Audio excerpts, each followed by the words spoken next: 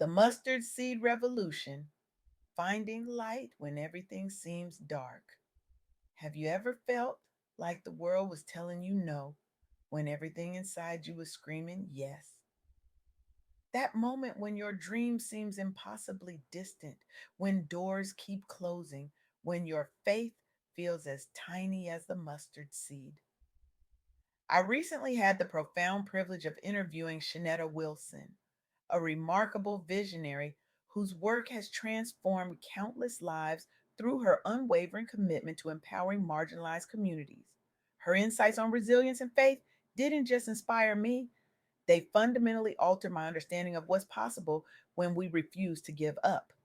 Shanetta's wisdom about holding on to even the smallest belief during our darkest moments resonated so deeply that I knew I had to share these revelations with you today. Here's the truth that Shanetta helped me understand: that tiny mustard seed faith, it's enough. It's actually more than enough. It's everything.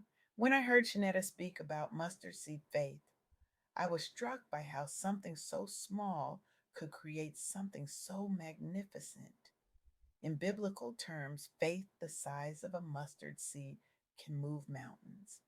But in real world terms, it can build empires, transform industries, and heal communities that have been overlooked for generations. Let me tell you about Melissa Butler, because her story exemplifies everything Shanetta was talking about. Imagine standing in your kitchen in Detroit, mixing lipstick formulas because you're tired of not seeing yourself represented in beauty aisles. That was Melissa's reality when she founded the Lip Bar. She wasn't a chemist, she wasn't a beauty industry insider. She was just a woman with a vision and that mustard seed faith. When Melissa walked onto the set of Shark Tank, she carried that seed with her. And when those investors, those so called experts, looked her in the eye and essentially told her, "This will never work. No one wants this." That seed didn't die. It actually started to grow. They told her no one would buy vibrant lipsticks made for women of color. They told her the market wasn't there. They told her to quit. But here's what's fascinating about mustard seeds: they thrive in disturbed soil. The very rejection that should have destroyed Melissa's dream became the catalyst for its growth. Isn't that a beautiful irony? The thing meant to break you becomes the very thing that makes you unstoppable. Today, the Lip Bar products sit proudly on Target shelves nationwide. That multi-million dollar valuation, it grew from a seed that refused to die. And every time a black woman or any woman of color picks up one of those lipsticks and sees herself reflected in that brand, another seed gets planted. As Shennetta Wilson so powerfully conveyed in our interview, resilience isn't just about surviving, it's about transforming rejection into redirection. It's about understanding that sometimes the no you receive isn't the universe shutting a door, it's the universe telling you to build your own house. But let's be honest, this journey isn't pretty. It's not the Instagram highlight reel. It's messy. It's painful. It's waking up some mornings wondering if you've made a terrible mistake. It's crying in your car before putting on a brave face for the world. It's second guessing yourself at 3 a.m. while scrolling through competitors who seem to have it all figured out. Tristan Walker knows this feeling intimately. Tristan founded Bevo, a grooming company for men of color, after experiencing razor bumps, a problem mainstream brands completely ignored. But when he pitched his vision in Silicon Valley, he faced the same skepticism. Is this market really viable? Is this problem really worth solving? As if the pain points of Black men weren't worth addressing, as if an entire demographic could be dismissed with a wave of the hand. As a young Black founder without generational wealth or insider connections, Tristan had every statistical reason to give up. The venture capital world wasn't exactly rolling out the red carpet. In fact, less than 1% of venture capital funding goes to Black entrepreneurs. The system wasn't built for him to succeed. But as Shennetta Wilson emphasized in our conversation, embracing both the struggle and the triumph with raw honesty leads to true empowerment. Tristan didn't pretend the journey was easy. He acknowledged the pain of often being the only one in rooms where decisions were made. That honesty became part of his power. He networked relentlessly. He stayed true to his vision. He used data to prove what his heart already knew, that millions of men were waiting for products designed with their needs in mind. The result?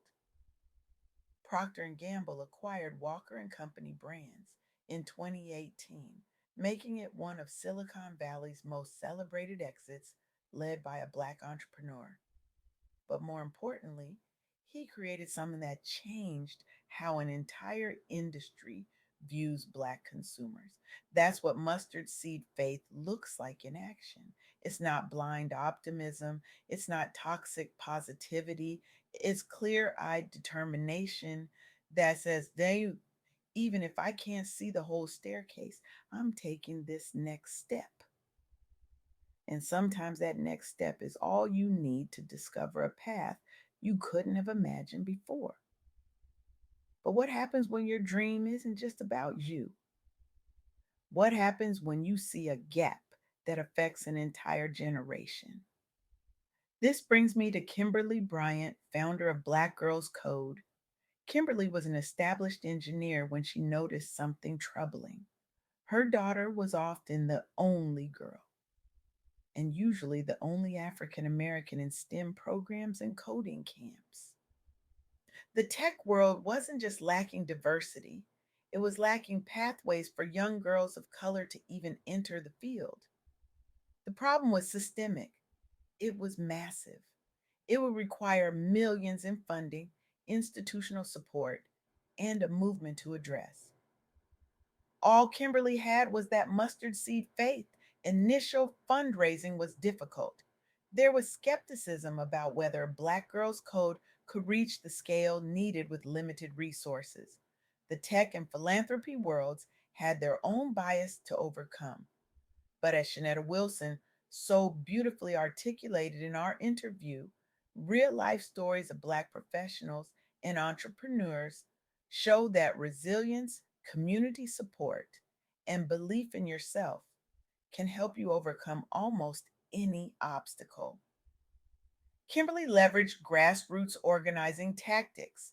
She built partnerships with schools and local organizations. She amplified student voices through digital platforms. She didn't wait for permission or perfect conditions. She started with what she had. Today, Black Girls Code has taught tens of thousands of girls globally.